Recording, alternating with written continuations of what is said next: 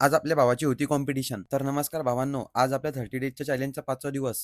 आता आपल्या कॉम्पिटिशनला फक्त 26 दिवस बाकी आहे आणि आज आपले फॉलोवर आहे 3068 आणि आपले 10,000 फॉलोवर झालेच पाहिजे. त्यासाठी पटकन फॉलो करून घ्या. दिवसाची सुरुवात झाली 30 ग्राम ओट्स आणि 1 स्कूप प्रोटीन पासून. आज आपण सकाळी लवकरच उठलो होतो कारण की आपल्या भावाची कॉम्पिटिशन होती आणि गावाला जाणं होतं. लगेच सकाळी सकाळी जिममध्ये आलो आणि कार्डिओला सुरुवात केली. थोडाच वेळात माझं कार्डिओ पण कंप्लीट होऊन गेलं. आज आपण सर्वच घाई केलं कारण की आपल्याला लवकर तिथे पोहोचणं होतं. घरी आल्याबरोबर पटकन आपण अंघोळ केली आणि सर्व मील्स आपले पॅक करून घेतले आणि माझं जे सर्व आवश्यक सामान होतं ते पण मी घेऊन टाकलं. थोड्याच वेळात मला दादा घ्यायला आले आणि आपण पोहोचलो आपल्या भावाच्या घरी. आपल्या भावाची कंडिशन चेक करून आणि काकाशी बोलून आपण निघालो कॉम्पिटिशनच्या ठिकाणावर. आणि कॉम्पिटिशनचं ठिकाण आपल्या गावापासून 120 किलोमीटर दूर आहे. इतक्या दिवसानंतर मी कुठेतरी जात होतो तर नजारे पण खूप भारी भारी दिसत होते. थोड्याच वेळात आपल्याला भूक लागली तर आपण एका ठिकाणी थांबलो आणि हे ठिकाण पण खूप भारी होतं. इथं बकऱ्या पण बांधलेल्या होत्या आणि मोकळं शेत पण होतं आणि आपला भाऊ पण आपल्या सोबत जेवायला बसला होता. जेवण झाल्यानंतर थोड्याच वेळात आपण पोहोचलो आपल्या कॉम्पिटिशनच्या ठिकाणावर. आपल्या कॉम्पिटिशनच्या ठिकाणावर जायच्या आधी मला वाटत होतं हे खूप लहान कॉम्पिटिशन असेल, पण भाई हे एवढं मोठं कॉम्पिटिशन होतं आणि हे खूप मोठं स्टेज होतं आणि हे महाराष्ट्र लेवलचं स्टेज आहे. या ठिकाणी आल्याबरोबर आपण पहिले आपलं वेट करून घेतलं आणि भावांनो जसं आपल्या भावाने शर्ट काढलं तिथे सगळी पब्लिक जमा झाली होती आणि आपल्या भावाची कंडिशन पाहून सगळेच चकित झाले होते. आपल्या भावाने 2-3 पोजिंग देऊन आपण आपला ट्रंक नंबर घेऊन टाकला आणि आपला ट्रंक नंबर होता 51. आपण थोडी पोजिंग प्रॅक्टिस केली.